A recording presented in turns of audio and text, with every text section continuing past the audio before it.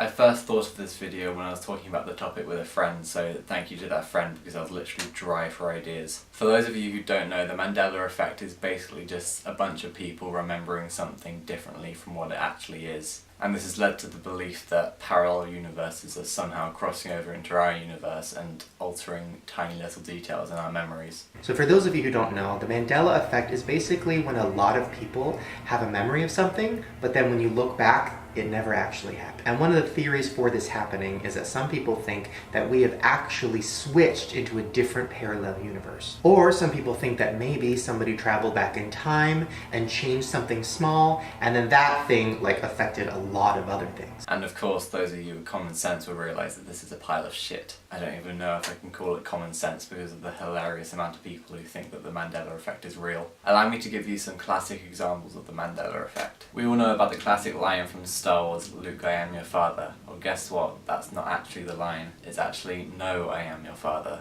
Obviously, a lot of people remembered it incorrectly. This is probably because you've heard people say "Luke, I am your father" more than you've seen the actual movie. And if you're not aware of a possibility of it being wrong, then you're not going to suspect that it's wrong. So that's what you're going to believe. Also, if you're using it in a conversation out of context, if you say "No, I am your father," it makes less sense than "Luke, I am your father." There's going to be a common theme of things making more sense here. What colour is the end of Pikachu's tail? No, it's not black, it's yellow.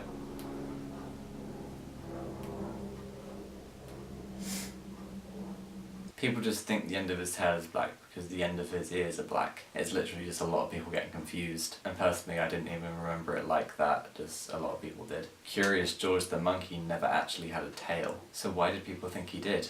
Maybe because monkeys usually have tails, so it would make sense. This is something that Shane Dawson thinks is solid evidence of the Mandela effect. So is that a mistake, or is that just more proof that that alternate universe did exist? Undeniable proof. People also think that Mickey Mouse's dungarees have straps on them. I wonder why people think that. Maybe because dungarees usually have straps on them. And lastly, the reason why it's actually called the Mandela effect is because people think that Nelson Mandela died in prison, when in reality he didn't. Wow, must be because of time travelers and parallel universes. There we go, people. Solid goddamn proof.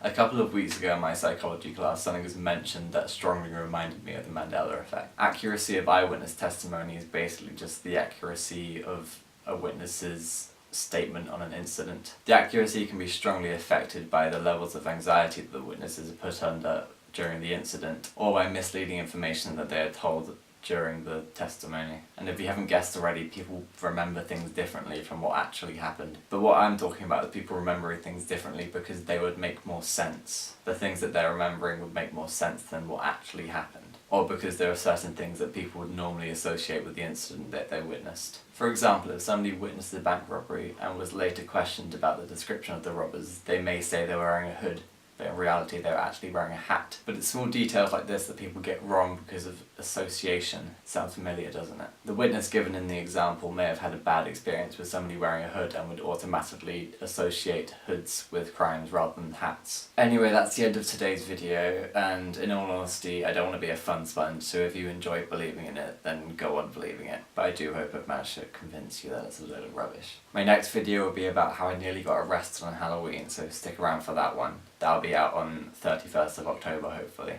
I'll see you all in the next one. Bye.